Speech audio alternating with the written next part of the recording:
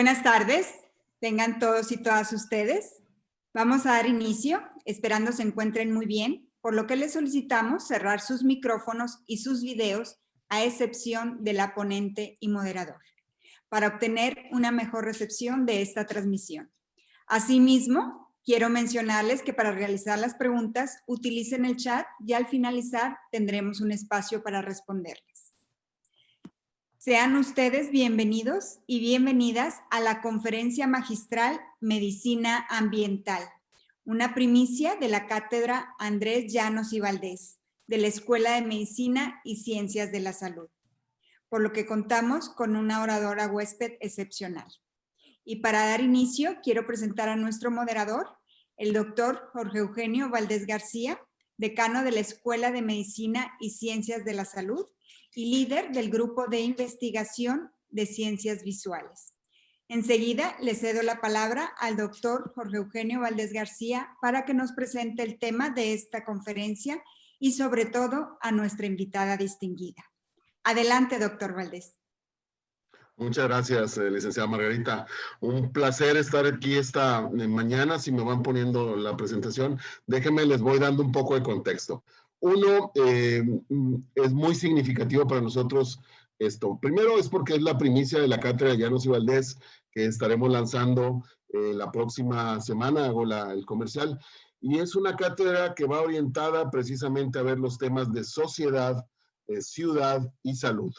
Y qué mejor que la invitada que tenemos el día de hoy para hacer esta primera aproximación a la cátedra, por eso le hemos llamado la primicia de la Cátedra Llanos y Valdés, esta conferencia magistral que nos da la doctora Pilar Muñoz de Clero.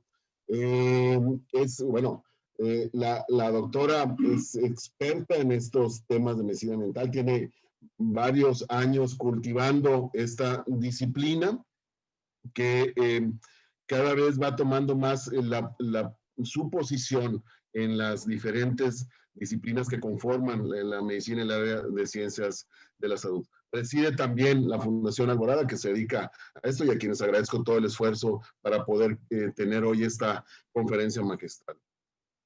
Leo el currículum un poco de nuestra invitada del día de hoy. Es licenciada en Medicina por la Universidad Complutense de Madrid, especializada en pediatría, neonatología, estomatología y adicciones, experta en medicina ambiental, como mencionaba. Les decía, presidenta de la Fundación Alborada y directora médica del Hospital del Día Alborada desde 2009. Es codirectora de la Cátedra Extraordinaria de Patología y Medio Ambiente de la Universidad Complutense de Madrid y colaboradora docente de la Facultad de Medicina en la misma universidad. Está inscrita y registrada en el General Medical Council, Consejo Regulador de la Profesión Médica del Reino Unido, académica numeraria de la Ilustre Academia de Ciencias de la Salud Ramón y Cajal, miembro de la American Academy of Environmental Medicine y de la International Lyme and Associated Disease Society. Para nosotros, y se lo digo aquí a Pilar, que la estoy viendo, es un verdadero placer tenerte. Estoy seguro que moverás mucho en los ánimos de todos nosotros, que vemos con gran preocupación lo que ocurre. Sé que hablarás de contaminación externa y interna, lo platicabas, y para significar el tema cambié mi tradicional background en el típico Cerro de la Silla para que veamos la realidad, porque creo que un poco lo que nos va a dar Pilar el día de hoy es un baño de agua fría en la realidad y lo que se puede hacer, cómo los pronósticos que se han venido haciendo por los expertos como ella se han venido desafortunadamente cumpliendo. Pilar, muchísimas gracias de nuevo y somos todo oídos con el mayor de los intereses por este tema y sobre todo por seguir esta colaboración que hoy inauguramos. Muchísimas gracias, Jorge. Muchísimas gracias a todas y a todos los que vais a escuchar esta charla. Realmente es una charla muy genérica, muy básica, explicando sobre todo lo que es la medicina ambiental, una especialidad transversal que enriquece todas las especialidades. Realmente la medicina ambiental es casi una carrera en sí misma. Para conocer la medicina ambiental en profundidad hay que saber hay que saber bioquímica, hay que saber biología, hay que saber física, hay que saber matemáticas, es decir, todas esas asignaturas que en un principio, en primero de carrera, nos daban y no entendíamos muy bien cómo podíamos interrelacionarlas con la profesión como médicos. Pues, por lo tanto, tenéis que comprender que en una charla de un poco menos de una hora, pues es imposible hablar sobre esto, pero sí que me gustaría daros y que por lo menos sacaréis la gran importancia y que os sirva un poco de aperitivo y sobre todo de estímulo para que muchos de vosotros y vosotras que estéis escuchando hoy al final queráis profundizar más y os unáis a esta especialidad tan maravillosa, tan importante y tan necesaria hoy en día. Muchísimas gracias por invitarme, Jorge. Pues procedemos a la charla, por favor. Buenos días o buenas tardes. En primer lugar, quería agradecer la invitación al doctor Jorge Valdez García por darme la oportunidad de poder hablar sobre una visión de la medicina ambiental, un enfoque de la medicina que realmente creo que es muy importante hoy día.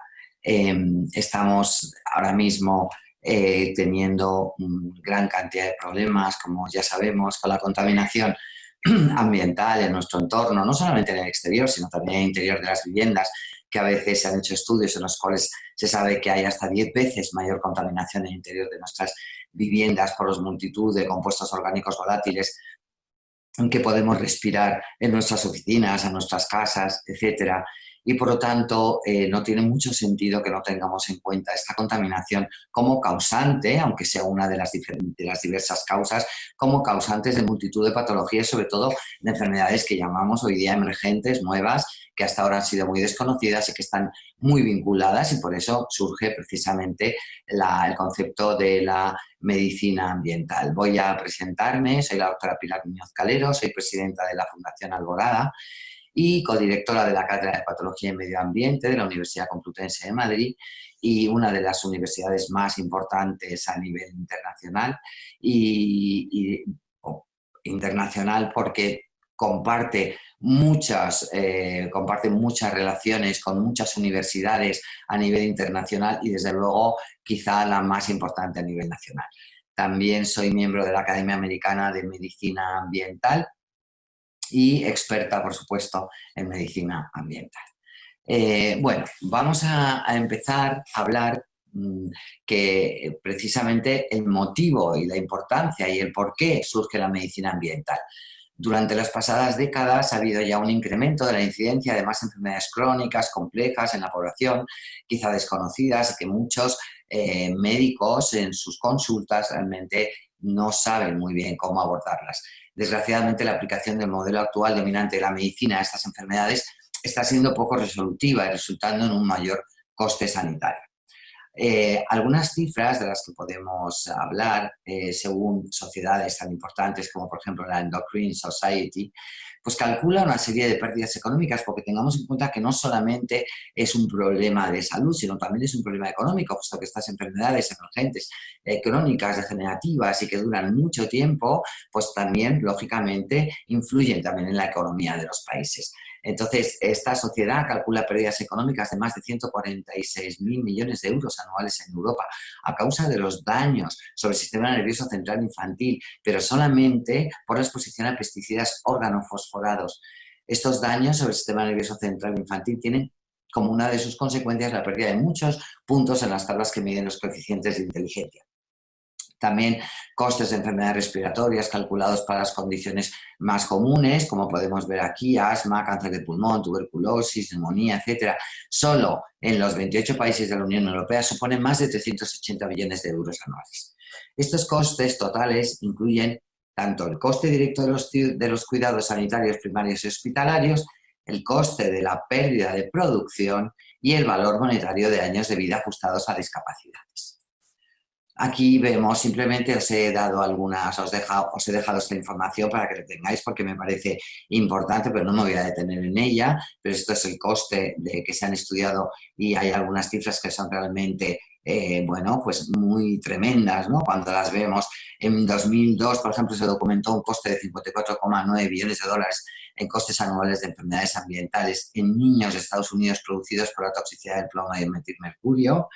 El precio anual de la contaminación en el 2015 fue de 4,6 billones de dólares y 9 millones de muertes. Es decir, bueno, todos estos datos os los dejo y la referencia donde los podéis encontrar. Esto es un documento que se hizo, que la Fundación Alborada hicimos la traducción al castellano y que es sobre el coste sanitario en la Unión Europea. Podemos ver, por ejemplo, pues algunas cifras, ¿no? Incluso, por ejemplo, aquí en los problemas de fertilidad humana y la calidad del esperma, pues vemos que algunos estudios vieron que la calidad del esperma ha descendido un 50% en los últimos 50 años. Aquí podemos ver también, por ejemplo, el problema de la criptorquidia y pospadias. Un niño de cada 15 nace con una criptorquidia. Luego podemos ver el cáncer de mama. 1 de cada 8 mujeres en Europa desarrollarán esta patología a lo largo de su vida. Es decir, aquí vemos y los costes que esto supone para la salud pública. Aquí os dejo más información también sobre el cáncer de próstata. Bueno, además de estos costes económicos, también hay que tener en cuenta que existe una gran insatisfacción por la disminución de la calidad de vida por parte de los pacientes. Esto unido a una frustración frecuente de los profesionales de la salud que realmente no logran mejorarles. Cada vez acuden a consultas pacientes y personas que realmente, bueno, pues vienen, se cronifican, cada vez vienen más, no se les sabe muchas veces diagnosticar y realmente pues eso también produce una gran insatisfacción por parte de los profesionales de la salud.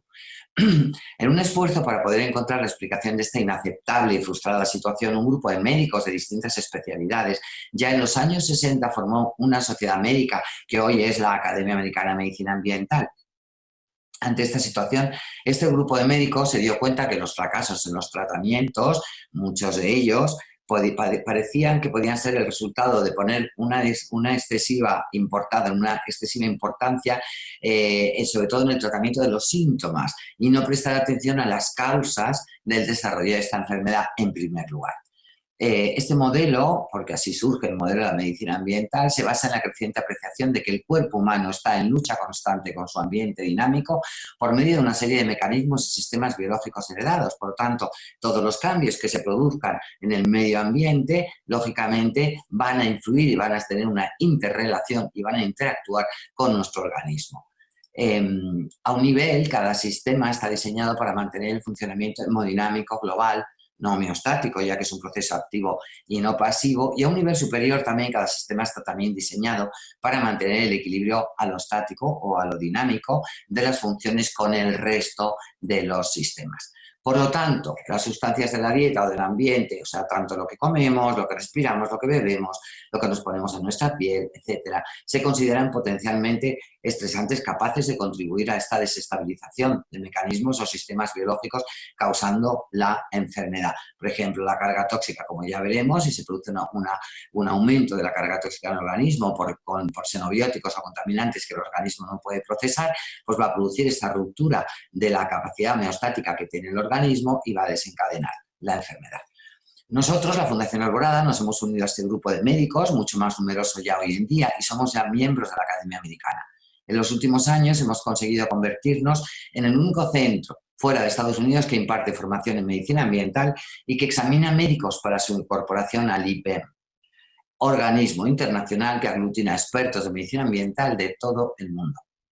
Ofrecemos cursos en colegios profesionales, por ejemplo, Colegio de Médicos de Madrid, en hospitales públicos y privados, dirigiéndonos al conjunto de profesionales de la salud para quienes este conocimiento es una herramienta indispensable de cara a ayudar al paciente. Actualmente estamos dando cursos a algunos de los hospitales más importantes de la Comunidad de Madrid, como por ejemplo el Hospital La Paz, también a ambulatorios o centros de atención primaria, ya que son los médicos de primera línea y que es muy importante que ellos sean los que en primer lugar sepan diagnosticar y sepan por lo menos indicar a otros profesionales y a otras especialidades que estas personas están dentro de lo que podríamos llamar que están padeciendo alguna enfermedad de origen ambiental. En la Universidad Complutense de Madrid llevamos ya más de 5 años colaborando con el Departamento de Anatomía Patológica y estamos impartiendo 2 cursos de formación continua sobre patología ambiental. Ya en el curso 2017-2018 se ofreció por primera vez una asignatura optativa dentro del grado de medicina. Este año también la hemos impartido y ha sido online, por supuesto, por esta situación que estamos viviendo del COVID, pero ha sido muy interesante. Todos los años son más de 100 alumnos. Las asignaturas optativas normalmente suelen tener un aforo mucho más pequeño porque hay multitud de ellas para elegir. Sin embargo, nosotros tenemos siempre máximo aforo. De hecho, tenemos una capacidad de 90 plazas y siempre pasamos de 100 porque los alumnos piden, es decir, se está despertando realmente entre los propios alumnos de la carrera de medicina, está despertando qué es lo que está ocurriendo. ¿Cómo hemos llamado esta asignatura? O cambias de conducta o cambias de planeta. Como veréis, es una asignatura con un título bastante provocador, pero es lo que hace realmente que los estudiantes de medicina digan ¿qué es esto? ¿Qué está pasando? ¿Cómo? O tenemos que cambiar de conducta o tendremos que cambiar de planeta, pero además, ¿qué tiene que ver esto con la medicina? Y es una manera de vincular cómo los contaminantes ya están relacionados no solamente con el medio ambiente exterior, con la naturaleza exterior, sino con nuestra propia naturaleza, que nuestro organismo también pertenece a la propia naturaleza y al ambiente.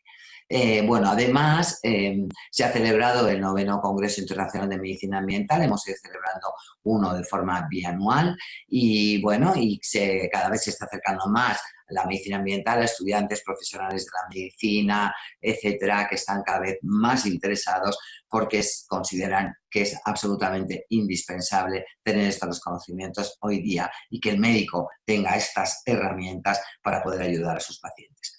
Lo más importante también a resaltar es la organización de la recién nacida Cátedra Extraordinaria de Patología y Medio Ambiente, que va a dedicar sus recursos y que de hecho ya está dedicando sus recursos a la formación y a la investigación de enfermedades ambientales. Ya llevamos hecho con una publicación en la revista Quemosfere muy importante sobre lo que son una serie de pesticidas organofosforados y el cáncer y su relación con el cáncer de mama. Se están creando también nuevas líneas de investigación y se está promoviendo la colaboración interuniversitaria en campos como la disrupción endocrina, uno de los temas que también se hablará aquí durante esta charla. Por fin, cada vez más profesionales de la salud consideran imprescindible conocer y aplicar estos conceptos de la medicina ambiental. Aquí vemos dos imágenes tremendas, vemos la diferencia de lo que la vida nos da, lo que la vida nos entrega en la naturaleza y lo que estamos haciendo con esta vida, generando un mundo por los actos humanos realmente que se están alejando cada vez más de lo que nosotros podemos llamar vida y naturaleza. Introducción a la patología ambiental. Bueno, esta frase es de Doris Rapp, ya la dijo en 1988, es una de las mejores expertas en medicina ambiental, es pediatra y es americana. Y dice así, si uno tiene una rozadura en el pie causada por un clavo en el zapato, lo lógico es quitar el clavo del zapato, no ponerse una venda en la rozadura. Eso es lo que hacemos simplemente cuando tratamos el síntoma en lugar de ir a la causa. Como veréis, esto es recuperar simplemente el sentido común. No hace falta ser médico para saber que esto es importante, que claro que hay que apagar el fuego, pero por supuesto también hay que ver la causa y qué es lo que está provocando ese incendio o ese fuego que se ha provocado. También la declaración de Helsinki, me gustaría recordarla, que dice que en el tratamiento del enfermo el médico debe tener libertad para utilizar nuevos métodos diagnósticos y terapéuticos si a su juicio ofrecen esperanzas de salvar la vida del enfermo o de restablecer su salud o aliviar su sufrimiento. Así, de alguna manera, pues surge la definición de la medicina ambiental como aquella que tiene como objeto diagnosticar y tratar las patologías derivadas de la influencia y de las consecuencias del entorno ambiental en el que se va a desarrollar el ser humano. Las patologías ambientales se producen como reacciones adversas a niveles ambientales de químicos tóxicos contenidos en el aire, en los alimentos y en el agua. Algunas de las enfermedades que pueden tener los tóxicos como factor implicado, pues voy a nombrar alguna de ellas, como sensibilidad química múltiple, autismo, enfermedad de Parkinson, fibromialgia, síndrome de fatiga crónica, enfermedad de Alzheimer, cáncer, epilepsia, asma, hiperactividad, etc. Algunos datos que sí me gustaría resaltar. Cada año se esparcen sobre las áreas cultivadas de la Unión Europea más de 400.000 toneladas de principios activos de pesticidas. España es el país donde se produce un mayor uso de estas sustancias. En Estados Unidos hay 480 sustancias activas autorizadas para su uso como pesticidas, legales, pero por eso no tienen por qué ser seguros, sobre todo teniendo en cuenta el efecto cóctel, el efecto sumatorio, que no solamente nos ponemos en contacto con una sola sustancia, con un solo contaminante, sino a lo largo del día y de la noche nos ponemos en contacto con miles de estas sustancias. España es el principal consumidor de pesticidas en Europa, consumiendo un total de 78.000 toneladas anuales. Un estudio de Dinamarca mostró los efectos de exposición a pesticidas organofosforados. El estudio mostró que más del 90% de niños y madres analizados tenían en la orina al menos un metabolito asociado a la exposición a pesticidas organofosforados y que un 30% de estos niños y madres tenían de 4 de los 6 metabolitos estudiados.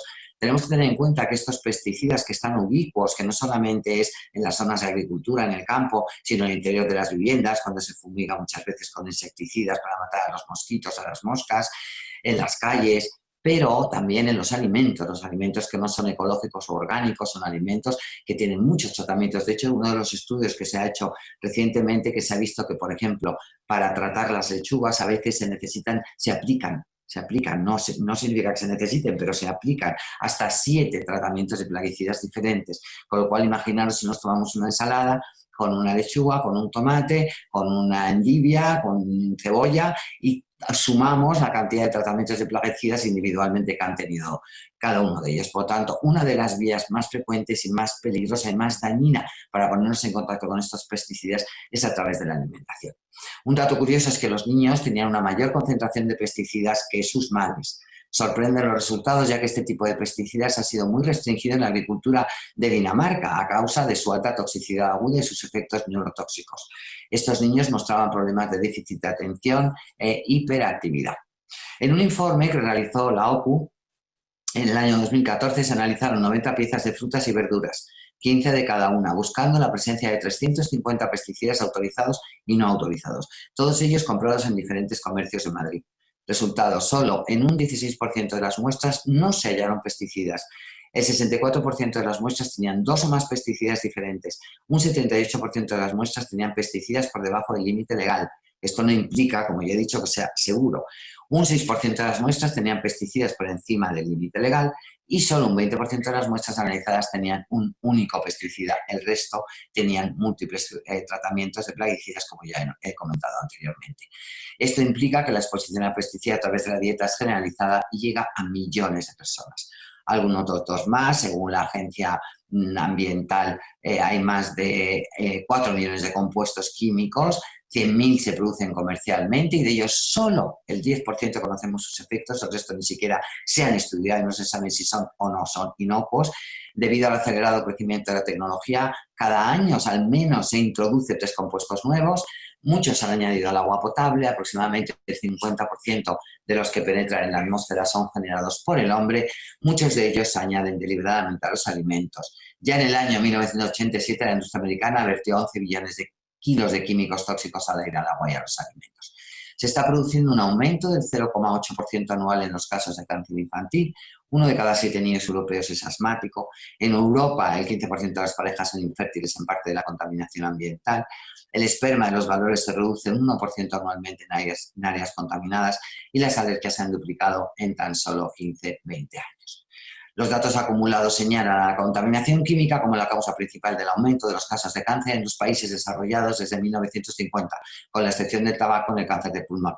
El 25% de los cánceres se deben al tabaco, el 75% restante a mutaciones inducidas por factores medioambientales. Christopher Weil, director de la Agencia Internacional para la Investigación del Cáncer, en la actualidad no estoy segura si él sigue, pero pertenece a esta organización, y que pertenece a la Organización Mundial de la Salud, dijo en su momento, cuando vino a España hubo una especie de congreso, ¿no?, para epidemiólogos, y dijo, que salió aquí incluso en la prensa y que fue algo muy impactante, dijo, el 90% de los casos de cáncer son provocados por agentes tóxicos contaminantes, 2 de cada 3 se podrían evitar. La cantidad de sustancias químicas producidas por el ser humano ha crecido desde el 1.000.000 de toneladas en 1930 a más de 400 millones de toneladas en 2001, doblando la industria química el volumen de negocio entre el año 2000 y 2010. Aquí vemos, fijaros, esto es realmente espeluznante, ¿no?, el crecimiento la velocidad en la que estamos creciendo. Este problema de la contaminación química preocupa a la comunidad científica y a las instituciones y por eso se han establecido declaraciones oficiales a lo largo de los años. Voy a nombrar alguna de ellas. Por ejemplo, en 1995 el Programa de las Naciones Unidas para el Medio Ambiente ya hizo un análisis guía, evaluación y efectos sobre el medio ambiente sobre 12 compuestos orgánicos persistentes. El Convenio de Estocolmo sobre contaminantes orgánicos persistentes, que ya se aprobó en mayo del 2001 en Estocolmo y ratificado ya también en el 2004. Los compuestos orgánicos persistentes, llamados COPS, plantean peligros para la salud humana y el medio ambiente. Hay que reducir y eliminar las descargas de estas sustancias químicas al medio ambiente. En mayo del 2004, en la sede de la UNESCO en París, se afirmó: la contaminación química ambiental es la causa principal de azotes actuales de la humanidad, tales como el cáncer, la infertilidad y las enfermedades congénitas. La Declaración Internacional sobre los Peligros Sanitarios de la Contaminación Química, llamamiento de París, ya en el año 2007 pidió que se aplique el principio de precaución, como veremos. Por lo tanto, aunque no haya datos completos sobre la toxicología y el comportamiento ambiental de las sustancias, ya numerosos gobiernos, organismos internacionales y agencias de Naciones Unidas, como ya estamos viendo, han reconocido el potencial peligro de esta contaminación y cada vez, por tanto, se exige más este principio de precaución que dice así: cuando exista la amenaza de daño grave o irreversible, hablamos de amenaza, la falta de pruebas científicas definitivas no debe usarse como justificación para posponer las medidas encaminadas a evitar la degradación ambiental y a proteger los ecosistemas y la salud humana. Esto es realmente importante. Siempre estamos utilizando medidas precautorias en nuestra vida cotidiana. Nos ponemos el cinturón de seguridad cuando nos subimos al coche, nos paramos en un ceda al paso o en un stop, tomamos medidas precautorias para evitar ya el accidente e incluso la muerte. Esto es lo mismo que se está pidiendo con estos contaminantes. Algunos reconocimientos de la medicina ambiental, porque me gustaría que os deis cuenta que realmente esto no es algo desconocido, que la medicina ambiental ya está siendo, por lo menos en Europa, reconocida, y vamos a hablar de algunos de estos reconocimientos. Por ejemplo, la Asamblea Parlamentaria del Consejo de Europa ya reconoce la medicina ambiental como una nueva disciplina médica transversal y dice que es importante desarrollar programas de formación para estudiantes y médicos a nivel europeo, que eso es lo que estamos haciendo y que nos encantaría seguir haciendo con otras universidades, como por ejemplo, en este caso, con vosotros. También habla del sistema de las ambulancias verdes, de la importancia, ¿no?, de implementación, que tiene que ver con un equipo móvil que analiza las casas y edificios a demanda de las personas involucradas y de acuerdo con los médicos de familia e involucrando asesores ambientales, expertos y técnicos. Esto es muy importante porque hay veces que igual que tenemos que hacer una exploración a la persona y una exploración y un buen diagnóstico después de una buena anamnesis, también tenemos que hacer una buena anamnesis de tu lugar de tu vivienda o de tu lugar de trabajo y tienes que hacer una buena exploración. Si nosotros estamos en un lugar enfermo, en un edificio enfermo y que está lleno de contaminantes y estamos horas y horas allí, estamos respirando un aire contaminado, lógicamente tenemos que tener en cuenta que es importante hacer ese diagnóstico y tomar esas medidas. Por eso el sistema de ambulancias verdes, que ya existe en algunos países como Alemania y que en España ya hemos implementado también, es muy importante hacerlo porque va a evitar que muchas personas enfermen y poder adelantarnos a que los procesos realmente los encontremos ya de una manera mucho más avanzada. También la resolución del Parlamento Europeo del 2008 sobre la revisión intermediaria del Plan de Acción Europeo sobre el Medio Ambiente, de alguna manera insta a la Comisión a cumplir dos objetivos principales: concienciar a los ciudadanos europeos en materia de medio ambiente y contaminación y de las consecuencias para su salud, y por otro lado la revisión y adaptación de la política europea de reducción de riesgos. Esta resolución del Parlamento ya habla de las nuevas enfermedades o síndromes como la hipersensibilidad química múltiple, síndrome de amalgamas dentales, hipersensibilidad a los campos electromagnéticos, síndrome de edificio enfermo, etc. Los profesionales sanitarios, además de diagnosticar y tratar las enfermedades asociadas a los contaminantes ambientales, tenemos también la obligación ética e ineludible de participar activamente en la prevención. Esto nos lleva a pensar que estamos ante el 10º paradigma de la historia de la medicina.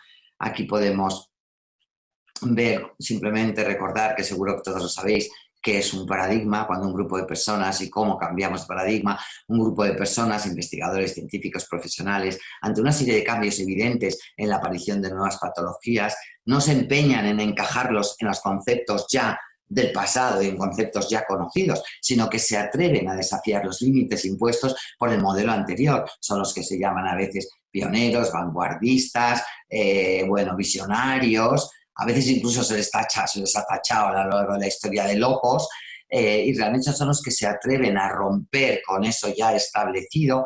Empiezan a aparecer hipótesis, acumulan paradojas, problemas sin resolver, y cuando hay ya muchas paradojas se forma una crisis, y entonces es lo que se necesita realmente empezar a cambiar. Se produce esta revolución científica, proliferan teorías, se discuten argumentos y se establece ya un nuevo paradigma en el que ya nadie duda de él. Así se ha ido haciendo a lo largo de la historia de la medicina. Hemos ido evolucionando, y así se evoluciona en la vida también, cambiando los paradigmas, pero con la dificultad de que en el camino estas personas que se han atrevido a romper esos paradigmas han sido personas que realmente en algunos casos en la historia de la medicina ha habido muchas injusticias cometidas por una falta de reconocimiento y por un haberles tachado de personas, pues eso, como en un momento determinado, gente un poco loca, ¿no? Durante los últimos 140 años de la historia de la medicina se han determinado 9 paradigmas. Bueno, están aquí, no los voy a volver a repetir, que todos sabemos, por eso hablamos ahora de que estamos en el 10º paradigma. Ahora creemos que estamos ante el 10º paradigma. Esto está vinculado con los estudios del profesor Martin Pall, profesor catedrático emérito de la Universidad de Washington, bioquímico, en el que habla sobre todo de que existe en estas nuevas enfermedades emergentes unas características, y les llama enfermedades del ciclo no-no, que luego explicaré un poco por encima. Estas abarcan muchas de las llamadas enfermedades emergentes, que están caracterizadas sobre todo por la conjunción de procesos inflamatorios, de hipersensibilidad, degenerativos y crónicos. Aquí vemos que en estas enfermedades del ciclo no-no vemos que pueden incidir, pues, desde el estrés emocional, radiaciones electromagnéticas, traumas físicos, infecciones bacterianas, víricas, exposición a muchos contaminantes. Vamos a ver este grupo de 7 contaminantes, de 7 grupos: organoclorados, organofosforados, piretrinas y carbamatos, monóxido de carbono, mercurio, compuestos azufrados y disolventes orgánicos volátiles. Son los que van a comenzar a excitar y van a iniciar este ciclo no-no que ahora vemos aquí. Es decir, este grupo de 7 tóxicos van a excitar el NMDA, que es un receptor que está prácticamente en casi todas las células del organismo, y que su neurotransmisor sería el glutamato, que es excitatorio. Entonces, cuando es excitado por alguno de estos tóxicos, de este grupo que hemos hablado, se produce un aumento de la síntesis del óxido nítrico, que es un radical libre, que a su vez, al encontrarse con otro radical libre del organismo, que es el superóxido, van a generar el peroxinitrito, que no es un radical libre, pero sí es una sustancia prooxidativa, es una sustancia muy oxidativa y muy dañina. Esto va a provocar un aumento del estrés oxidativo, y tanto el aumento del peroxinitrito como el estrés oxidativo va a producir un aumento de entrada de calcio en el interior de las células. Esto, a su vez, aparte de provocar en algunas ocasiones por este aumento de entrada de calcio una apoptosis celular, pero si no es así, lo que se produce también es un aumento de la síntesis de la óxido nítrico sintasa neuronal y endotelial, que a su vez van a perpetuar este ciclo, puesto que van a producir otra vez el aumento del óxido nítrico. Y por su parte, el calcio también va a activar el factor NF-kappa beta, que a su vez va a producir una serie de liberación de interleuquinas, citoquinas proinflamatorias, que van a activar la óxido nítrico sintasa inducible, que no es sensible al calcio, pero sí a estas citoquinas proinflamatorias, produciendo también un aumento del óxido nítrico y perpetuando este ciclo del que estamos hablando. Esta es la base bioquímica, fisiopatológica, de alguna manera, de todas estas enfermedades, que se producen al principio fenómenos a nivel local, pero luego se van extendiendo por el organismo. Es un tema súper interesante, no tenemos tiempo hoy, porque esto es al principio es una pequeña presentación de lo que sería la enfermedad, la medicina ambiental. Aquí vemos simplemente lo que ya os he explicado, otras consecuencias de esta activación del ciclo no, del óxido nítrico, que es también una disfunción del metabolismo mitocondrial y energético, produciéndose una disminución de la generación de ATP, por lo tanto disminuyendo la energía, que es característica, es un denominador común de todas estas patologías. También se produce el peroxinitrito, que hemos visto que se produce un aumento, que oxida la tetrahidrobiopterina, por lo tanto va a hacer que se produzca menos cantidad de tetrahidrobiopterina. La tetrahidrobiopterina es una coenzima muy importante porque, por ejemplo, es la que se encarga de ayudar a la enzima que va a degradar la fenilalanina. Si no tenemos este cofactor de la tetrahidrobiopterina, muchas veces hay un acúmulo de esta fenilalanina que lo que va a provocar son convulsiones. Muchas veces estos niños están mal diagnosticados de epilepsia y tienen a veces o convulsiones que no las saben identificar y están vinculadas directamente con la contaminación y con estos tóxicos. Vemos aquí más de lo que ya hemos visto, de lo que hemos dicho. Aquí he dejado alguna bibliografía, hay muchísima más. Todo aquel que esté interesado, estoy, por supuesto, a la disposición de quien quiera. Bueno, he puesto esta imagen de la naturaleza porque es importante que nos fijemos que la imagen cultural de la naturaleza pasó de una imagen protectora a una imagen violenta, como una selva. Esto es muy importante que lo tengamos muy presente, porque así está ocurriendo también con nuestro organismo, con nuestra naturaleza interior. La medicina ambiental en nuestras consultas. Hay que ser prácticos, hay que saber cómo vamos a poder realmente aplicar esta medicina ambiental en nuestras consultas. Ya nace como disciplina médica moderna ya a principios de los años 20 y se puede considerar como una especialidad transversal que tiene una metodología propia y que consiste en una combinación de métodos propios y técnicas de la medicina convencional de siempre, ¿vale? Y que es muy importante porque es transversal, enriquece a todas las especialidades. Bueno, principales detonantes. Sensibilidad anormal a los alimentos. Cuando vemos personas que tienen una sensibilidad anormal a los alimentos, hay que tener en cuenta factores ambientales, toxicidad crónica, deficiencias nutricionales. La primera característica de la medicina ambiental trata enfermedades evitables. Buscar la causa. Cuando un médico decide probar los métodos de la medicina ambiental, debe cambiar sus puntos de vista. Por eso la primera pregunta debe ser, ¿qué es lo que hace que el paciente se sienta mal? Voy a intentar llegar a esa causa. No solamente me voy a fijar que me viene con un dolor de cabeza, con un dolor de oídos. ¿Qué es lo que le está provocando ese problema en los ojos o ese problema en la audición o ese problema o esos dolores, etcétera? Cualquiera de esos síntomas. Hay que ver si existen situaciones inflamatorias, aquellos que se consideran algunos síntomas psicológicos o neurológicos, fijarnos muy bien en ellos.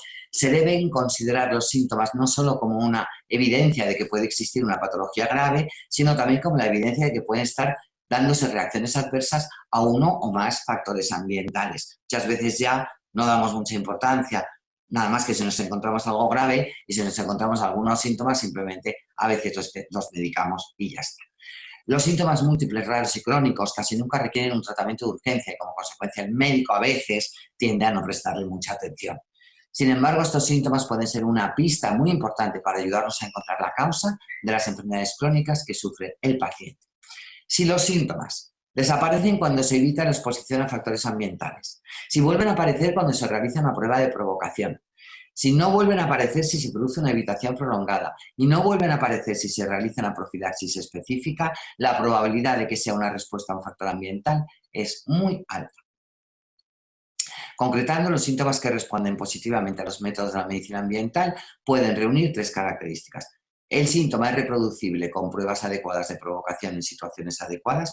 Se observa mejoría cuando se ha eliminado el factor que producía el síntoma. Se observa exacerbación cuando no se elimina el factor exterior o este sigue actuando. Hay personas, por ejemplo, que están claramente mejor cuando se cambian a lo mejor de domicilio, cuando van a otra vivienda, cuando pasan temporadas en un lugar fuera o a lo mejor de su oficina, que muchas veces se piensa que simplemente porque ha habido un estrés, porque estaban trabajando y ahora están de vacaciones, y tiene que ver muchas veces con el ambiente, la toxicidad que puede haber en el interior de las viviendas o de las oficinas. Entonces, eso es muy importante tenerlo en cuenta y hacer preguntas en la anamnesis para realmente poder fijarnos en ello. Podemos hablar de dos tipos de reacciones de tipo A o de tipo B. Las de tipo A generalmente causan síntomas en el sistema orgánico directamente expuesto al factor provocador y comienzan poco después de la exposición. Por ejemplo, fiebre de heno solo se observa en épocas de polinización y da lugar a síntomas locales. Algunos agentes químicos inhalados pueden dar lugar a síntomas similares. Reacciones de tipo B son por lo general activadas por una serie de factores diferentes y pueden afectar a cualquier sistema del organismo. Un mismo factor puede con frecuencia provocar síntomas en más de un sistema, no solo en el sistema en el que cabría esperar la reacción. Ejemplo, síntomas intestinales después de inhalación a algún alérgeno. Es decir, hay personas que directamente inhalan, por ejemplo, el humo de los coches y aparece una inflamación abdominal que a veces es casi inmediata, que es realmente espectacular verlo. Esto es muy importante también tenerlo en cuenta y hacer este tipo de preguntas. Bueno, pueden estar todos estos síntomas, como desde migraña, cistitis no bacteriana, hipertensión, un Crohn, síndrome de intestino irritable, otitis, dolor de espalda, etcétera, pueden estar provocados por factores ambientales, pero la reacción causa-efecto puede quedar enmascarada porque los síntomas no aparecen inmediatamente después de la exposición. Eso es muy importante tenerlo en cuenta. Ya desde el siglo XII, con Maimónides, y siguiendo a principios del siglo XX con Hare y Rowe y Ern, entre otros, se ha publicado un largo listado de síntomas que responden a los métodos de la medicina ambiental. Fijaros, desde asma, migrañas, dolor epigástrico, diarreas, impotencia, insomnio, depresión, fiebre, cólicos biliares, hipertensión arterial, obesidad, neurosis, náuseas, vómitos, estreñimiento, etcétera, etcétera, etcétera. Todos estos síntomas pueden ser tratados o pueden ser observados o pueden tener una correlación con algunos de los contaminantes a los que estamos expuestos. Dados los grandes avances tecnológicos y farmacológicos, se podría pensar que el ejercicio de la medicina fuese hoy más estimulante que nunca, pero sin embargo sí que es verdad que desde el punto de vista tecnológico es cierto que hemos avanzado muchísimo, pero también se dedica hoy mucho tiempo a la prescripción de fármacos. Se trata de combatir los efectos secundarios producidos por los mismos y, como decíamos, tapar los síntomas más que ir a la causa. Los fármacos son necesarios en algunas ocasiones, por supuesto, pero no su abuso. La iatrogenia, una de las primeras causas de muerte en Estados Unidos. Los métodos de la medicina ambiental van a exigir la estrecha colaboración entre el médico y el paciente, y este necesita recibir mucha información por parte de su médico. Es decir, somos gestores de su salud. Como igual que somos gestores, que tenemos gestores a veces para nuestro patrimonio económico, somos gestores de su salud, de la salud del paciente, pero la responsabilidad es compartida. Les vamos a acompañar en el proceso, pero nosotros no vamos a curar nada. Van a ser ellos con su actitud y con los consejos que les podamos dar y con los cambios de hábitos en su vida que vayan a realizar los que de verdad van a ser los protagonistas de la situación. El médico no puede hacer gran cosa si el paciente no colabora. Es importante que el paciente se sienta cómodo y crear confianza para que se atreva a hablar de todos sus síntomas. Si los pacientes encuentran que los profesionales de la medicina no les ayudan, como pasa muchas veces porque no entienden lo que les pasa, porque se quejan de cansancio o se quejan de síntomas que aparentemente, como no son graves, pues se acumulan en los pacientes y tenemos una lista para ver y muchas veces tenemos prisa y realmente pues esto va a provocar el riesgo que muchos de ellos se dediquen a buscar en internet y se pongan a hacer dietas inadecuadas, tratamientos sin control y que vayan a agravar y a empeorar su situación. No nos debemos olvidar que nunca se debe atribuir un síntoma a una causa psicológica sin evidencia fuerte y positiva o sin haber excluido exhaustivamente otros factores. Hay muchas veces que son causas que aparentemente son psicológicas, pero ya veremos con los conceptos de medicina ambiental cómo puede darse esa confusión y realmente no son problemas psicológicos. Los síntomas genuinos en los que los médicos no han creído durante mucho tiempo o que han sido tratados mediante supresión de síntomas, como por ejemplo con fármacos, tienden a adoptar una apariencia neurótica que desaparece cuando se encuentra una relación causa-efecto. ¿Cuál es la visión de la medicina ambiental? Cuando uno está ante síntomas crónicos o recidivantes, lo lógico es intentar eliminar las causas que lo provocan. Así la salud del paciente va a mejorar, no va a necesitar tanta medicación y esto será bueno tanto para el paciente como incluso para la economía. Si no buscamos las causas, realmente, pues al final vamos a encontrarnos con varios problemas. Por ejemplo, luego veremos en los conceptos de medicina ambiental, pero os voy a decir esto que viene a cuenta ahora, fenómeno de cambio. Por ejemplo, ¿qué hacemos con el fenómeno de cambio? Os voy a poner un ejemplo. Si nosotros en un momento determinado estamos dentro de una habitación, en nuestra oficina o en nuestra casa, y tenemos algo tan ubicuo como es el formaldehído. El formaldehído está ahí, nosotros estamos inhalando y en un principio a lo mejor le puede provocar a la persona que lo inhala una rinitis. Esa persona va al otorrino, le manda un fármaco, le manda algo para quitar ese síntoma y la persona sigue estando en contacto continuamente con el formaldehído. Como ya te ha tapado ese síntoma, ya el organismo lo que hace es que se manifiesta el síntoma por otro lado y aparece, como sigue el formaldehído, aparece una migraña. Entonces me tomo algo para el dolor de cabeza. Y entonces me aparece, por ejemplo, una erupción en la piel y tomo algo para la erupción de la piel. Y así voy tapando los síntomas, pero la causa sigue ahí. El formaldehído está ahí, está en la habitación, está en la vivienda. Y mientras que sigamos inhalándolo, lo que va a hacer es que van a ir apareciendo diferentes síntomas que van a ir afectando a diferentes órganos. Y el cuerpo lo va a intentar drenar de esa manera.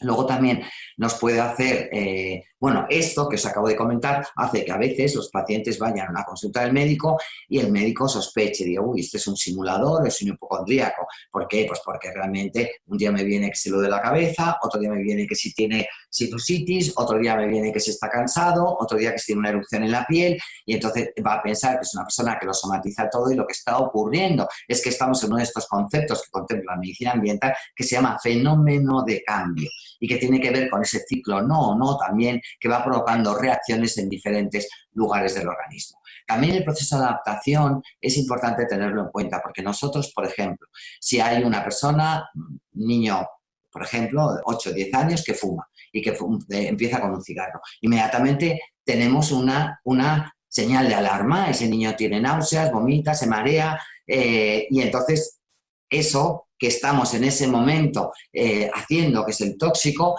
tenemos una señal de alarma y eso nos hace que paremos. Pero si continuamos, esa señal de alarma se rompe y empezamos a entrar en un proceso de adaptación, en un proceso de enmascaramiento y de tolerancia. No es que el cuerpo se vuelva más fuerte, sino que hemos obligado al cuerpo a que se maladapte a esa situación y llega un momento en el que el síntoma se silencia, ya no nos dice el problema que tenemos y pensamos que no nos está dañando. Pero, sin embargo, al cabo del tiempo aparecerá un cáncer, aparecerá una bronquitis o aparecerá otra patología. Por lo tanto, es muy importante, como digo, buscar las causas. Ha sido difícil demostrar durante gran parte del siglo XX el vínculo causal entre exposición tóxica a una persona y el desarrollo de la enfermedad. Pero ya hay muchos avances que han hecho posible el estudio científico de los efectos de estos tóxicos ambientales sobre la salud y han contribuido al entendimiento de la enfermedad ambiental ya como una entidad clínica específica. Actualmente no existe ningún tipo de formación práctica oficial en el campo de la medicina ambiental, bueno, exceptuando la que nosotros estamos haciendo hoy día en la universidad, y realmente se conoce y es muy importante que esto se haga en más universidades en el mundo. Esto sorprende más teniendo en cuenta que algunas enfermedades como el asma, eczema, síndrome de colon irritable, tienen una prevalencia cada vez mayor y son las llamadas enfermedades adquiridas, siendo los factores que más contribuyen alimentos y factores ambientales. Al hablar de enfermedades ambientales, un caso más especial sería la sensibilidad a los químicos, que llamamos sensibilidad química. Es una entidad de estudio más reciente y aún así, gracias al Dr. William Rea, suficientemente bien definida y con sus métodos de diagnóstico y tratamiento bien comprendidos como para ser útiles a médicos y pacientes. De hecho, escribió 4 libros llamándoles Sensibilidad Química. Son libros espectaculares, aplicando mucha bioquímica aplicada para poder entender la enfermedad de la sensibilidad química y nosotros los hemos traducido también al castellano. Así que quien esté interesado, por supuesto, lo tenemos a su disposición. Todo esto nos ha ayudado a identificar el significado de importancia de lo que de otra forma podía haberse asumido como señales y síntomas de una enfermedad sin relación alguna con dichos factores. En la actualidad, los métodos de investigación han avanzado mucho, hay un conocimiento extenso de la medicina ambiental. Esto nos ha llevado a definir los parámetros del daño tóxico y a la especificación de los principios usados para el diagnóstico y tratamiento de la sensibilidad química. Aquí estarían los principios de la medicina ambiental. Algunos ya he hablado de ellos, así que simplemente los voy a nombrar por encima. La carga tóxica total, esto es muy importante tener siempre en cuenta cuando tenemos un paciente delante. ¿Qué carga total existe? Porque sabemos que hay muchos contaminantes que, no sé, como son xenobióticos ajenos a la vida, cuando entran en el organismo no pueden asimilarse, no entran a formar parte de la vida, a convertirse en proteínas, en hidratos o en lípidos, sino que de alguna manera se van acumulando e intentan eliminarse. Durante ese proceso de eliminación a veces se vuelven incluso más tóxicos y de alguna manera muchas veces se acumulan. Este acúmulo que se va provocando y a su vez el propio xenobiótico que va dañando incluso las propias rutas metabólicas, incluso las de detoxificación, hace que la carga tóxica se vaya acumulando y cada vez sea mayor, dañando así más órganos. La adaptación ya la he nombrado antes, que al principio se observa la señal de alarma, pero luego nos adaptamos a ella y eso que pensamos que es bueno es peligroso porque la adaptación en el tiempo nos acaba silenciando esos síntomas que nos están dando la señal de que estamos provocando un problema en nuestro organismo. La bipolaridad es parecida a la adaptación, pero es cuando en un principio nosotros nos exponemos a un tóxico, al principio nuestro organismo intenta aumentar todo lo que pueda, nuestro sistema inmune, nuestras enzimas de desintoxicación, intenta estimularlas más para ayudarnos a poner en una nueva situación, para ayudarnos a sobrevivir en esta nueva situación, ¿no?, de contaminación o de toxicidad. Pero cuando dejamos de estar en contacto con el tóxico, aparece ese pequeño estado de abstinencia. Como cuando bebemos alcohol, al principio tenemos un estado de euforia y después, al día siguiente, aparece la resaca. Pero si además continuáramos tomando alcohol o continuáramos exponiéndonos a un tóxico, llegaría un momento en el que se produciría el agotamiento de los recursos y, por tanto, la depresión. Así que la bipolaridad, que se caracteriza por estimulación, con un pequeño estado de abstinencia y al final por una depresión. La individualidad bioquímica, como todos conocéis, hay que tenerla en cuenta. Hay personas que fuman y tienen un cáncer de pulmón, otros que tienen bronquitis de repetición, otros catarros y otros se mueren ya de ancianos fumando. Eso no quiere decir que sea dañino para todo el mundo, pero no todo el mundo va a responder de la misma manera ante la misma causa. Fenómeno de cambio es lo que hemos hablado antes, en el que primero, si mantenemos la causa que está provocando el síntoma y tapamos ese síntoma, pues vamos a hacer muchos cambios, vamos a tener muchos síntomas en diferentes órganos que nos van a hacer confundir pensando que esa persona es un simulador, se lo está inventando. Y el fenómeno de expansión es que cada vez somos más sensibles. Al principio uno a lo mejor empieza a notar que cuando se pone al lado de una persona que tiene pues un perfume muy fuerte, o una laca, o el olor de una gasolina, tiene una reacción muy fuerte y al principio a lo mejor solamente tiene una reacción a ese producto y tiene algún síntoma, pero cada vez van apareciendo más sensibilidades a más productos, pues ya a lo mejor llega un momento que tampoco tolera el humo del tabaco, que tampoco tolera ningún tipo de desodorante, ningún tipo de producto, pues por ejemplo de los productos de las tintorerías, etcétera. Y también van apareciendo mayor cantidad de síntomas, ¿no? De signos. Bueno, hay muchas suposiciones erróneas que creo que es importante y que la medicina ambiental las tiene en cuenta. Con frecuencia se supone que únicamente está implicado un agente causal. Muchas veces son muchas causas las que pueden intervenir. El inicio del síntoma siempre se puede establecer en el momento en el que comenzó, no siempre se puede establecer en el momento en el que comenzó la exposición. Todas las reacciones alérgicas son siempre inmediatas. Esto es una suposición errónea, estamos hablando de suposiciones erróneas. Las reacciones adversas a los alimentos son siempre fáciles de reconocer. No es verdad. No son fáciles de reconocer. Muchas veces tomamos un tomate y no tenemos una reacción al tomate hasta el día siguiente. Por lo tanto, es muy difícil de reconocer. Nuevos conocimientos. El órgano o sistema más expuesto puede ser el lugar de la reacción. Sin embargo, las reacciones pueden aparecer en cualquier otro órgano. Por ejemplo, rinitis y asma por alimentos, colon irritable por químicos o alérgenos inhalatorios, artritis por alimentos, moho o alérgenos en los ácaros del polvo, etc. Cualquier cosa puede causar cualquier síntoma en cualquier momento en una persona en un momento dado. Otros enfoques. Las reacciones pueden ocurrir inmediatamente o después de periodos variables de tiempo, incluso más de 24 horas. Cuando se trata de alimentos que se toman muy de tarde en tarde, la relación causa-efecto puede pasarse por alto. Si los síntomas son vagos, puede sospecharse una hipoglucemia, pero las cifras de glucemia serán normales. Esto es muy frecuente que ocurra. Cuando se trata de alimentos que se comen con mucha frecuencia, no es fácil identificar cuál de ellos produce la sensibilización. Vamos a ver qué es una UCA. Una UCA es una unidad de control ambiental. Hay varias en el mundo, hay una en Inglaterra, hay en Estados Unidos, nosotros tenemos otra aquí en España. La unidad de control ambiental fue establecida por Randolph y perfeccionada por el Dr. William Rea. La UCA se utiliza para ayudar a definir con precisión los agentes detonantes de enfermedades ambientales, pero especialmente la sensibilidad química después de reducir la carga total del paciente y de completar la desadaptación. Posteriormente se ha empleado esta unidad para llevar a cabo desafíos orales, inyectados e inhalados bajo condiciones controladas. En las UCAs ha sido posible la evaluación controlada de los parámetros de la sangre, sistemas inmunes y no inmunes de detoxificación bioquímica enzimática y de los niveles de químicos tóxicos y nutrientes localizados en distintos compartimentos del cuerpo. Fijaros, si nosotros, por ejemplo, podemos estar reaccionando, estamos en una vivienda o estamos en una habitación, incluso dentro de una clínica, que tiene ambientadores, que tiene muchos compuestos que pueden estar reaccionando a las personas químicamente sensibles, pues no vamos a saber realmente los síntomas, no vamos a dar paso a que de verdad el cuerpo muestre y se manifieste con lo que le hace daño, puesto que en el propio lugar está reaccionando a ello. Para eso necesitamos una UCA, que es un lugar limpio de todos estos productos, con materiales especiales que no imitan, con pinturas ecológicas, con muebles que no imitan formaldehído, es decir, que sea un ambiente y un entorno limpio para que a partir de ahí los síntomas, cuando se le expone al paciente a ciertos productos, a ciertos contaminantes, las reacciones sepamos que son debidas precisamente a eso. Los pacientes cuyos síntomas crónicos desaparecen en una UCA han sido sometidos en algunos estudios a pruebas de provocación a doble ciego con agentes químicos y se ha podido provocar en ellos síntomas objetivamente confirmables, lo que os acabo de comentar. Bueno, aquí vemos cómo hay diferentes factores biológicos, químicos o físicos que van provocando una sensibilidad ambiental, que desencadenan una sensibilidad química, que se puede producir daño a mecanismos inmunes, daño a mecanismos también no inmunes, daño orgánico final y en algunas ocasiones incluso la muerte.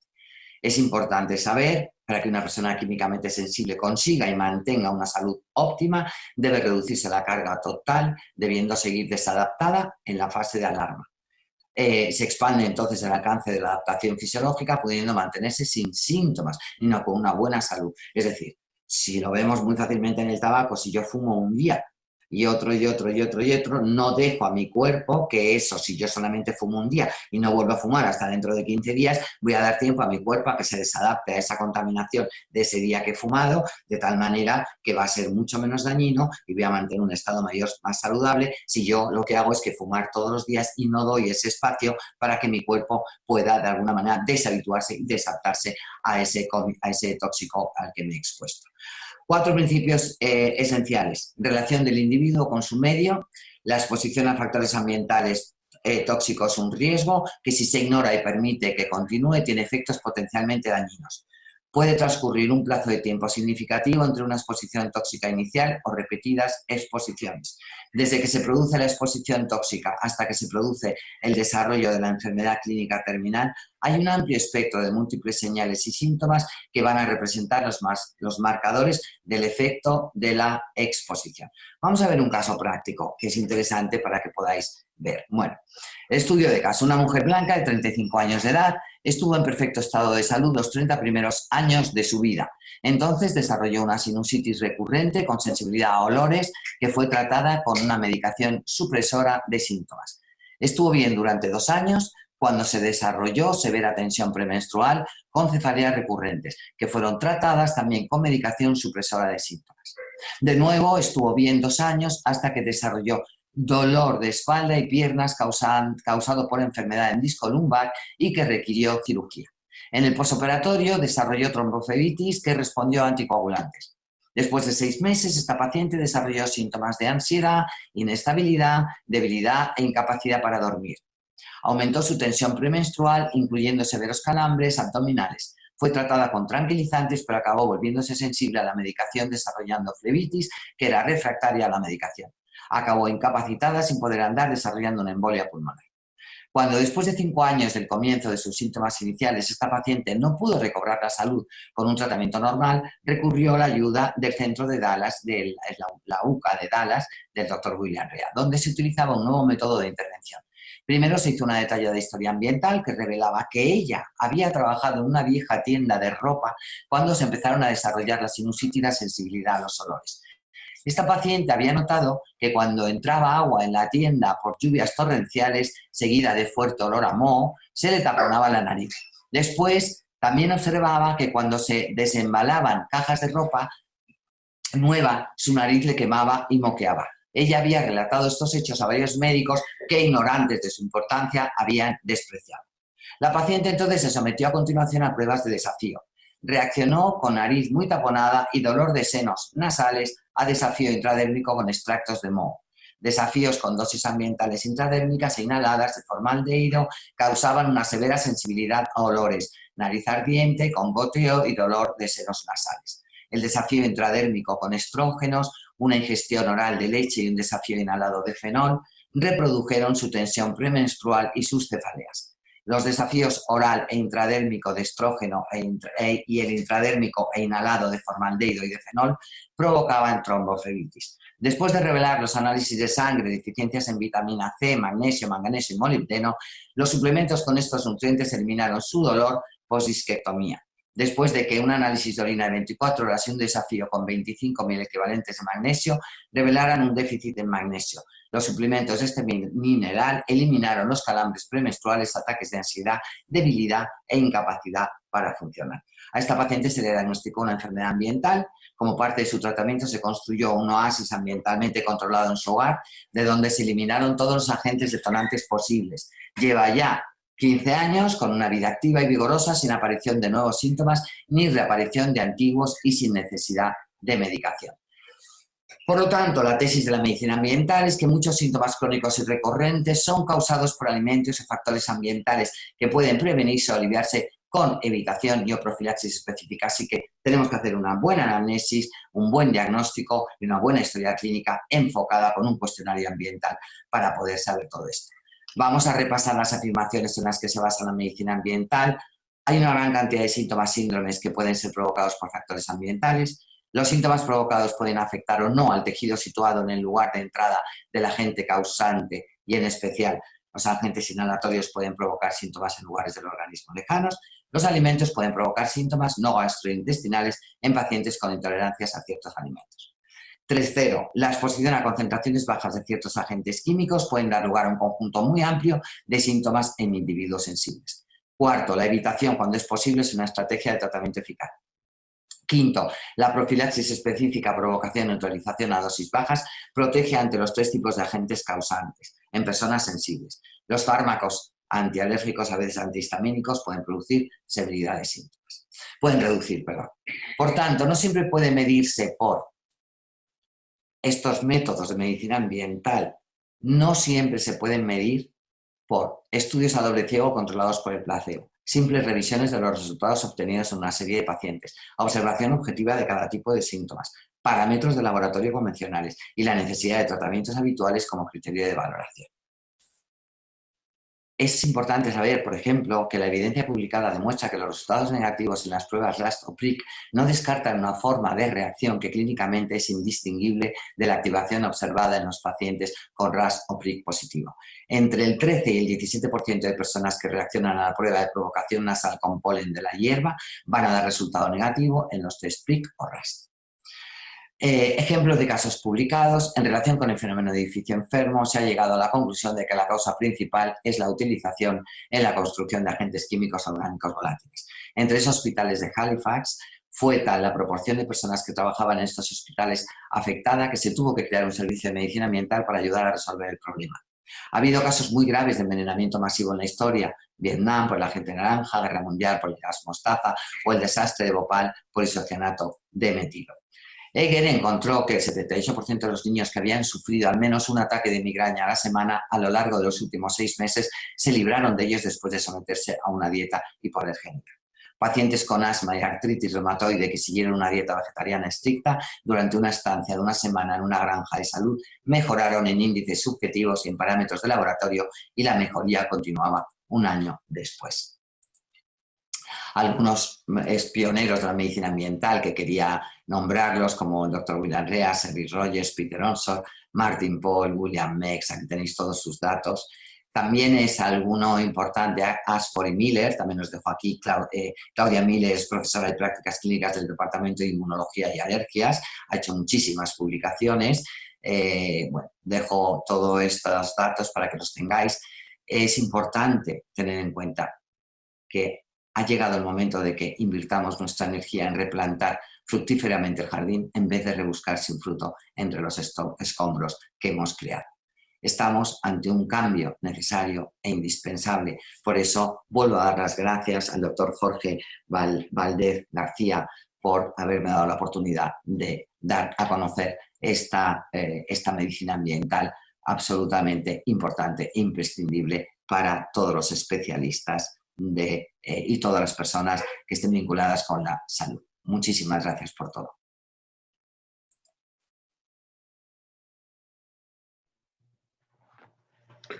Pues muchísimas gracias, Pilar, por esta de lo más interesante charla, motivadora, disruptiva. Para nosotros sí es un nuevo paradigma, como bien lo planteas por ahí. Eh, eh, no sé ni por dónde empezar, te puedo enseñar el cuaderno de notas que he tomado. Eh, Uno, pudieses ahondar, y déjame empezar desde la especialidad, este concepto que a mí me gustó de una especialidad transversal. Eh, Creo que es muy, muy atractivo, porque no estamos acostumbrados, ¿no? O soy pediatra, o soy alergólogo, o oftalmólogo, si tiene uno muchas aspiraciones, es oftalmólogo, este concepto de transversal, ¿nos lo podrías ampliar un poco? Sí, efectivamente, la transversalidad en la medicina ambiental es muy importante porque una vez que ya hemos pasado el momento en la capacidad de profundizar, de especializar, de compartimentar, que es importante porque uno no puede saber de todo, también tenemos que volver a recuperar ese concepto de que por el hecho de que las especialidades estén compartimentadas, da la sensación de que son como piezas que están separadas y que no tienen nada que ver una con la otra, cuando sabemos que si ocurre algo en el ojo, va a repercutir en todo el cuerpo. Si ocurre algo en la garganta, va a repercutir, es decir, que está todo relacionado. Entonces, esta especialidad, lo que hablamos de especialidad transversal, es porque realmente la medicina ambiental no sustituye ninguna especialidad, no es una especialidad más. Voy a poner un ejemplo para que se entienda muy claramente. Ejemplo, hoy día el hipotiroidismo es una de las mayores, ahora mismo, de las más frecuentes patologías que nos encontramos. De hecho, el Eutirox es uno de los fármacos más vendidos, por lo menos en España.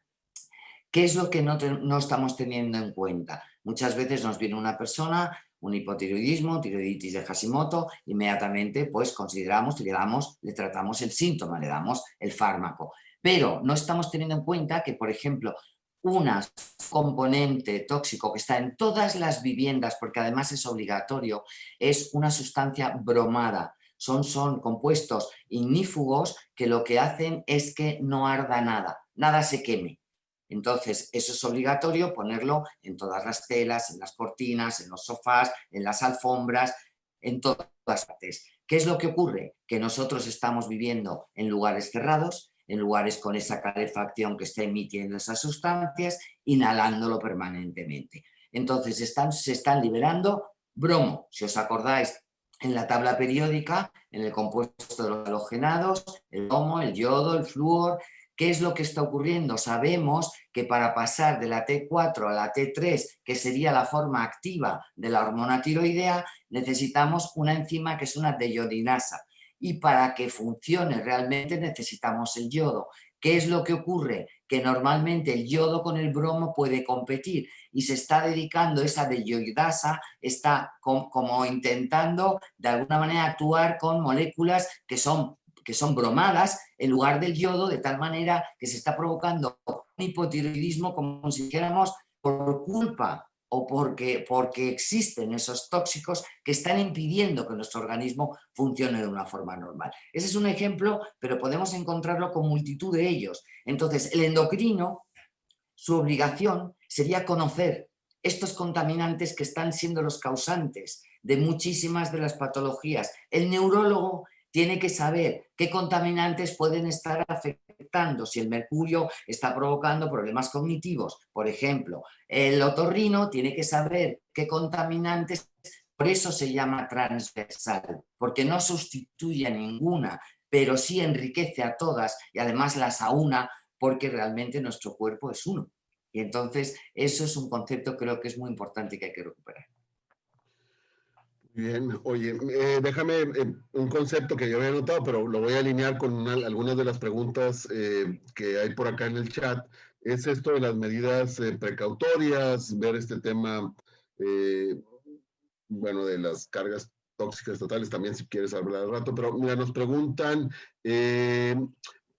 Cristian Moisés Aguilar dice, así como nos hacemos exámenes de laboratorio de rutina, recomienda hacerse de rutina exámenes para metales pesados. Y luego voy a ligarlo, por si lo quieres unir en la respuesta, de la doctora Patti Segura de Ciudad de México, que mandamos saludos, habla del exposoma, ¿no? Como un determinante importante para la manifestación de diferentes enfermedades.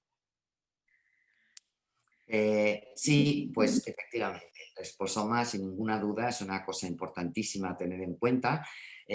Con respecto a la analítica de los metales pesados, existe un problema. El problema es o un inconveniente o una dificultad.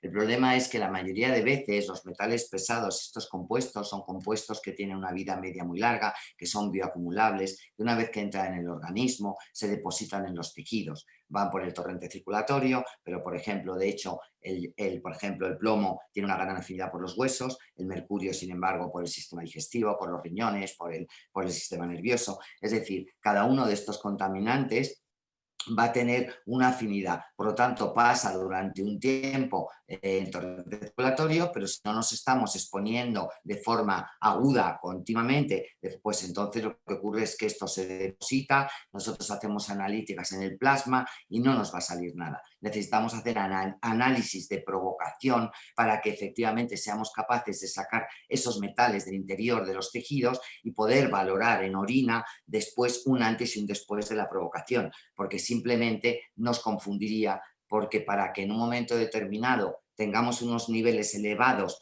en el plasma, por ejemplo, de mercurio, los niveles a veces tienen que ser ya elevadísimos. Necesitamos hacerlos primero dentro del eritrocito o necesitamos hacer estas pruebas de provocación. Sería muy interesante que lo pudiéramos hacer, pero hoy día todavía es difícil. Oye, por ahí también la misma Patti, perdón, no acabo de leer la pregunta, nos dice, ¿cree usted que enfermedades nuevas como intolerancia al gluten, enfermedad celíaca, miomas, etcétera, tenga que ver por esta interacción con xenobióticos del ambiente? Sin ninguna duda, estamos ante lo que hablábamos, un nuevo paradigma, enfermedades crónicas, degenerativas, hipersensibilidad, inflamatorias. Ya se ha visto, se ha estudiado, es muy importante tener en cuenta la flora bacteriana, las diferentes familias que existen dentro de la flora bacteriana. Entonces hay muchas veces que se provocan procesos inflamatorios y que se ha demostrado, por ejemplo, con los lácteos, por ejemplo, con el gluten, en los cuales son muy proinflamatorios y desde luego, sin ninguna duda, muchísimos síntomas mejoran e incluso desaparecen cuando retiramos de la dieta por ejemplo, algunos de estos alimentos. Hombre, pues muchas gracias. Bueno, por ahí te mandan felicitar, dice Ángela Magdalena. Es muy importante la aplicación de medicina ambiental aquí en México. Decía yo un poco que ibas a mover conciencias. José Ascensión Hernández, supongo que es, dice, muy interesante, ¿existen biomarcadores de exposición o de daño reportados para cada uno de los contaminantes? Bueno, marcadores. Existen marcadores a veces que son como si dijéramos indirectos. Podemos estudiar, se han estudiado algunos tipos de polimorfismos genéticos, donde, por ejemplo, se ve que hay muchas veces que hay problemas en personas con una expresión genética en el COMT, por ejemplo, en el gen COMT, la catecolamina transferasa, en la que si se expresa de una forma en la que es MED, se sabe que no tiene la misma capacidad de degradar unos contaminantes que otros, con algún gen también como el PON1, que no tiene la capacidad, dependiendo de su expresión, de degradar ciertos pesticidas. Es decir, hay parámetros que se pueden estudiar, hay interleuquinas, citoquinas proinflamatorias, hay problemas en el ciclo de metilación, es decir, hay una serie de marcadores, biomarcadores que de forma indirecta sí que nos están diciendo que hay un acúmulo de la carga tóxica en el organismo y que hay una dificultad en detoxificar todos estos contaminantes y estos están provocando daños en el organismo. Muy bien. Yo cuando te oí, y sobre todo hacia la parte final, y a lo mejor relacionado con estas preguntas, digo, porque todos estamos sujetos a la exposición a todo esto, ¿no? Y si teníamos algo de conciencia, después de oírte, hemos tomado mucho más más conciencia. Y a la manera de que uno se hace un check-up ante ciertos riesgos, como servidor que ya carga con algunos riesgos de salud, bueno, tendríamos que hacernos algo de manera preventiva en esto. ¿Qué medidas? Y porque nos acompañan también algunos de los asistentes no son médicos o no son del área necesariamente de la salud. ¿Qué consejo más de corte así general? ¿Cómo prevenimos? ¿Qué podemos hacer? Bueno, a ver, lo que yo siempre doy es un mensaje de no agobiarse, de no bloquearse, porque al uno se encuentra que está sometido a tantísima cantidad de tóxicos, que es verdad y es así, es una realidad que yo tampoco la puedo negar ni la puedo silenciar porque estaría siendo deshonesta, pero también es verdad que, bueno, que creo que es un proceso en el que todo se puede cambiar. Poco a poco uno puede empezar a cambiar sus hábitos, poco a poco uno puede empezar a tomar una alimentación más sana, una alimentación que no tenga tanta cantidad de pesticidas, ni de aditivos, ni de conservantes, y a lo mejor si no se toma al 100%, pues por lo menos pues lo que serían todo el tema de las dudas o el tema de los estrés, buscar que cada vez es más frecuente la posibilidad y es más fácil encontrar esos alimentos. En la vivienda, pues lo mismo, se sabe clarísimamente que se pueden utilizar productos, pues desde los jabones hasta los champús, hasta los productos de limpieza de la casa, que son mucho más naturales, que esos están emitiendo continuamente multitud de tóxicos derivados del benceno. Pues ¿por qué ya tenemos base de benceno fuera? ¿Por qué en nuestras casas no intentamos cambiarlo por otros productos que son muchísimo más sanos? Nuestra página de la Fundación Alborada podéis entrar, tenemos muchísimas recomendaciones, podéis ver cómo poco a poco se pueden ir cambiando los hábitos hasta que, porque no es, o sea, si uno quiere hacer todo el cambio a la vez, lo único que consigue es que se bloquea, le parece todo tan grande y tan, de alguna manera tan inabarcable, que entonces al final no se hace nada. No, es poco a poco, es ir cambiando, ir tomando conciencia por nosotros, por nuestros hijos, por el planeta, que podemos ir cambiando y podemos ir sustituyendo cosas muy tóxicas y muy contaminantes por otras que lo son mucho menos. Y hoy día el mercado, de verdad, que es muy accesible a todas estas cosas. Muchísimas gracias. Voy a aprovechar un comentario que nos hace la misma parte de que dice por ahí, hay que poner la materia o estos temas en el currículum de la carrera de medicina, bueno, que en España le dicen licenciatura, que le decimos carrera. Se los digo como decano, a la carrera no le cabe una materia más, un tema más. El conocimiento va en expansión, pero habrá que encontrar modelos de cómo estos temas, estos nuevas especialidades, como le hemos llamado, y a mí me gustaba por eso mucho el concepto de transversal, los tenemos que ir incorporando en la formación de nosotros. Y creo que uno de los grandes elementos es que la formación no ocurre solo en un momento, tenemos que ir a lo largo de toda nuestra vida profesional incorporando estos elementos. Es parte del desarrollo profesional continuo y es parte de las especialidades o áreas de conocimiento que tenemos para desarrollar. Yo no me resta dar más que volverte a agradecer. La verdad es que hemos realmente aprendido muchísimo, muchísimo, muchísimo. Ahora sí que nos abres los ojos. Intuía yo muchas cosas, pero vamos, como dirían en el béisbol, te volaste la barda. Es decir, a lo mejor por allá no se juega mucho béisbol, pero es una frase muy de que nos ha llevado mucho más allá de lo que yo esperaba. He estado recibiendo comentarios de nuestros profesores en el sentido de que vamos por buen camino, pero que hay que movernos más allá. Hay temas y nos siguen poniendo cosas en el chat como la pandemia actual, a lo mejor así de salida, si te merece un comentario, es decir, cómo se relaciona esto de la medicina ambiental, por ejemplo, con estos temas de la pandemia actual. Y ya con eso cerramos. Bueno, en nombre de la Escuela de Medicina y Ciencias de la Salud, TecSalud, agradecemos a todos su participación, sobre todo a la doctora Pilar Muñoz Calero, por compartirnos su gran experiencia en este tema, así como también agradecemos la coordinación del doctor Jorge Eugenio Valdés García. Aquí es donde se denota la vocación, la pasión por el servicio de los profesionales de la salud. Me quedo con la frase, plantemos frutos y no busquemos en los escombros. Estamos ante un cambio necesario e importante. Tomemos conciencia. Los dejamos con un video emotivo de nuestra escuela. Que pasen ustedes muy buen día. Soy la voz que te habla desde dentro. La primera vez que me escuchaste, no me pudiste ignorar.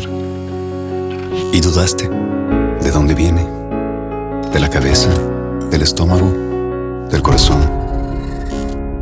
Primero te inquietaba, después te di claridad, porque tus caminos son la salud, la ciencia y el conocimiento, que te preparan para ayudar, sanar y salvar, para hacer una diferencia. Hoy sigo aquí, en medio de esta tormenta sin precedentes, empujándote a hacer historia con cada vida que tocas. Y cuando preguntes, ¿por qué yo? ¿Por qué ahora? Yo te hablaré más fuerte, recordándote que una comunidad de profesores, estudiantes, colegas y profesionales de la salud te respalda, y reafirmándote que has elegido bien, que estás donde tienes que estar, haciendo lo que tienes que hacer. Soy la voz que te habla desde adentro, tu intuición, tu llamado.